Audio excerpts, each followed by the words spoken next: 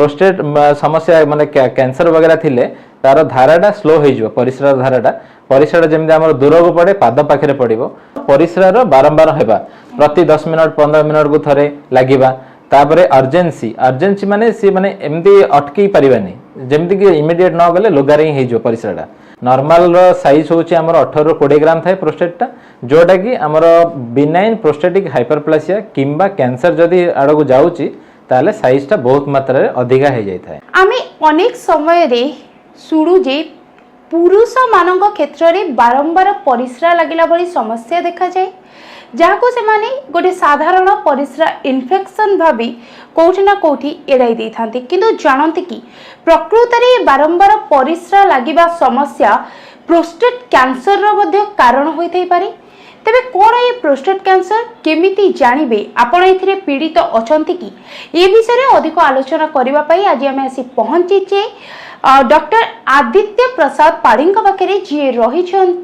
Senior consultant urology एवं euro andrology रो चलंतु तांका संगे कथा हबा एवं ए विषय रे अधिक सूचना नेबा। नमस्कार। प्रोस्टेट समस्याटा आजिकली बहुत बढ़ी बढ़ी चली specially more than 60 age group रे जितेबाला 60 रु अधिका हो जाए प्रोस्टेट कौन प्रोस्टेट कैंसर रो अधिका समस्या देखा जाए किंतु लिटरेचर जहाँ कहूँ 40 एबव एवं 50 एबव हो गले भी प्रोस्टेट रो समस्याटा स्टार्ट होता है। नॉर्मल साइज होची हमर 18 ରୁ 20 ग्राम थाए प्रोस्टेटटा जोटा कि हमर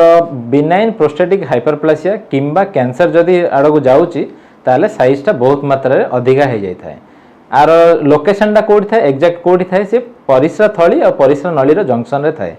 आउ यार काम होची मेनली से यूरिन पास कला बेले से मझिरे रास्ता रे रहे ता सहित हमर जो पुरुष मानकर धातु सिक्रेशन हुए सीमेन रो 20% ये कंट्रीब्यूशन करे 20 to 25% सो दैट हमर जो शुक्राणु गुड़ाक भल से माने बंची पारिबे तार या बहुत बड़ गोटे योगदान अच्छी। तो बयस अनुଯାयी जो हमर प्रोस्टेटटा बढ़े आउ प्रोस्टेट कैंसर आड़ गति करे तार मुख्यतः गोटे दुईटा कारण अच्छी जेमिति कि फैमिली मेंबर का पूर्वपुरुष मानू ताहले हेबार चांसेस अच्छी। पूर्वपुरुष माने जदि जेमिति कि फर्स्ट डिग्री रिलेटिव बापा को थाए ताहले 4 गुण समस्या अधिका रहे पुओ को हेबार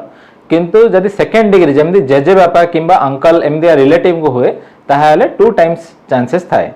माने आउ टिके कमी जाए चांसेसटा किंतु फर्स्ट डिग्री रिलेटिव रे बहुत चांसेस कैंसर रोगर थाए। अन्य कारण अनुଯାयी आम जो देखा गोटे हार्मोनाल इम्बालांस हो पारे जमी पुरुष हार्मोन जोड़ा टेस्टोस्टेरोन ता सहित किछटा जेनेटिक इफेक्ट आउ एनवायरमेंटल फैक्टर यही सब रोचे जमी कि कौन सी कंपनी रे रबर फैक्ट्री इंडस्ट्री रे काम करने द्वारा बहुत स्मोक जो आसे यही सब केसेस रे हो पारे आउ to some extent alcohol smoking भी यार गोटे कारण हो पारे प्रोस्टेट कैंसर रो। प्रोस्टेट कैंसर विषय आलोचना करूची एमिति केउ केउ लक्षण रही जहाको देखि गोटे लोक सचेतन हो पारिबो बा भाबी पारिबो जे हुए तो प्रोस्टेट कैंसर वर्तमान मो गोटे रोगी होइतै पारे ଏବଂ से टेस्ट पे आसी जिनस होची हमर नॉर्मल प्रोस्टेट रहला आ गोटे कर्कट रोग रहला प्रोस्टेट रो ए दीटा जगह लक्षण सेम आसीबो कहीं ना प्रोस्टेट रो ग्लैंड रो लोकेशन सेम जगह रे ही रहउची आ सेही जगह रे ही कैंसरटा आरंभ हुए। तो जेमति कि हमर प्रोस्टेट समस्या आरंभ हेले फास्ट रे तार तीनटा जिंस अछि FUN माने फ्रीक्वेंसी अर्जेंसी नक्चुरिया फन।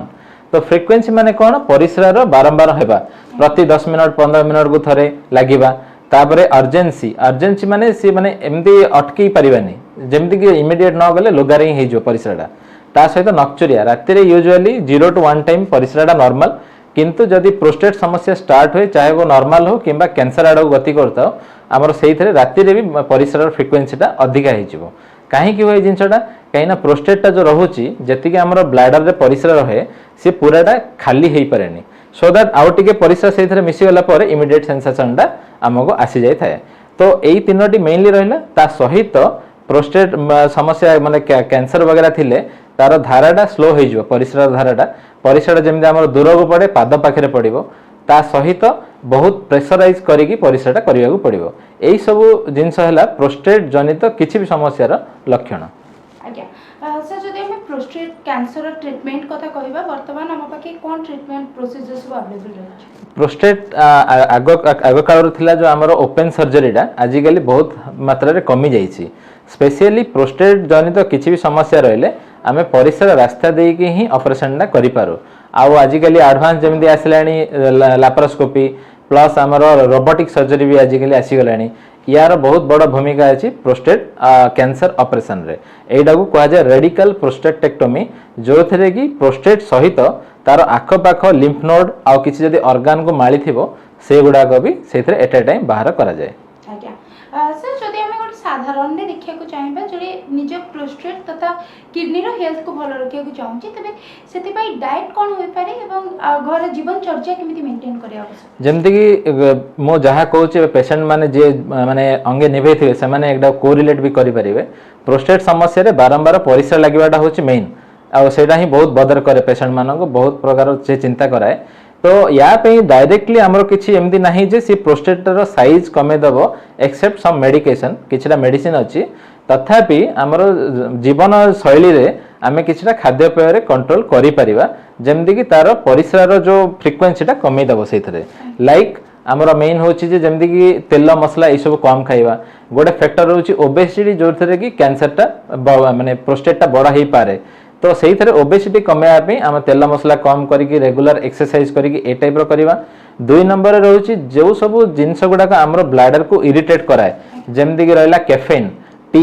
ए गुड़ाक को आम बहु मात्रा रे कमेदवा स्पेशली राति शोया पूर्व चा कॉफी पूरा बंद करदे आ दिन में हार्डली 1 ରୁ 2ଟା चा कॉफी दैट इज ओके